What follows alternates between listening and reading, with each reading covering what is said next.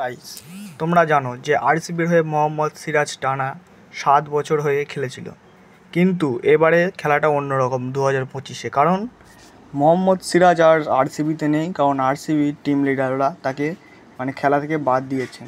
তার বদলে নিয়েছিল জিটির যে হেড কমিশন থেকে তাকে নেওয়া হয়েছিল গুজরাটের টাইটানিস দলে। তো এবারে ভাই ভাইয়ের মধ্যে যুদ্ধের খেলা উপস্থিত হয়েছিল। তার মধ্যে সিরাজ দেখিয়ে দিয়েছে যে তাকে খেলা থেকে বাদ দেওয়ার পর সে পুরো ফায়ারের মতো, ওয়ার্ল্ড ফায়ারের মতো ম্যাচটাকে জিতিয়েছিল জিটির।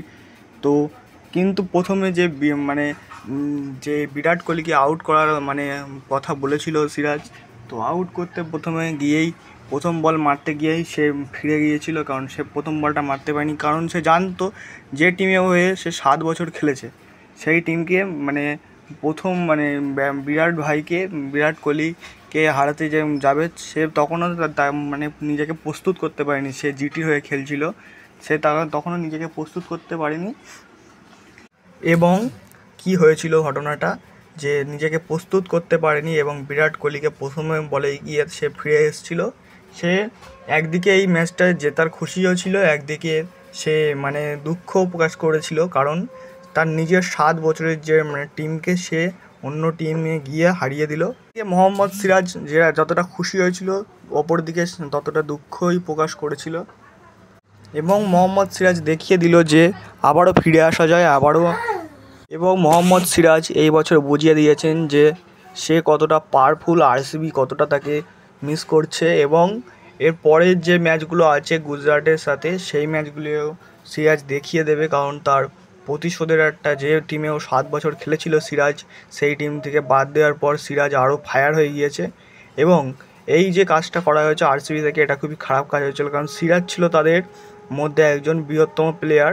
তো বিরাট কোহলিকে প্রথমে আউট করার পরে তিনি দুঃখও প্রকাশ করেছিলেন গ্রাউন্ডে, ইন্টারভিউতে দুঃখ যেরকম প্রকাশ করেছিল, একদিকে খুশিও তার হয়েছিল যে নিজের টিমকে নতুন টিমে এসে সে 3টে উইকেট ফেলেছিল প্রথম টিমে। তো সে বুঝিয়ে দিয়েছিল যে তাকে বঞ্চিত করা হয়েছিল আরসিবি থেকে। তো বুঝিয়ে দিয়েছিল যে আমি তো আমাদের কাছে রত্নই ছিলাম, কিন্তু তুমি রত্নর মূল্যটা দিতে পারোনি, এই হিসেবেই তাকে বঞ্চিত করা হয়েছিল। সে বিরাট কোহলিকে আউট করে আরও 3টে উইকেট নিয়ে সে বুঝিয়ে দিয়েছে যে বদলাও নেওয়া যায়।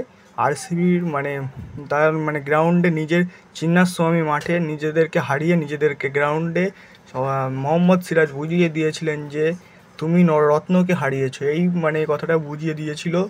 তো আরও খেলা আছে এবং মোহাম্মদ সিরাজ তাতেও বাজি লড়াই লড়বে। তো এই চ্যানেলটাকে সাবস্ক্রাইব করো, এরকম ভিডিও নিয়ে আরও চলে আসবো ইন্টারেস্টিং। তো ক্রিকেটের বিষয়ে আরও জানকারি তোমাদের পাওয়ার জন্য সাবস্ক্রাইব করো চ্যানেলটা এবং বেল আইকনটাকে প্রেস করে রেখো।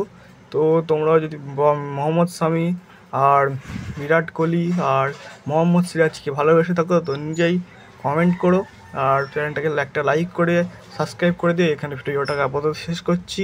টাটা, গুড বাই, বন্দে মাতরম, জয় হিন্দ। নেক্সট ভিডিওতে আবার দেখা হবে।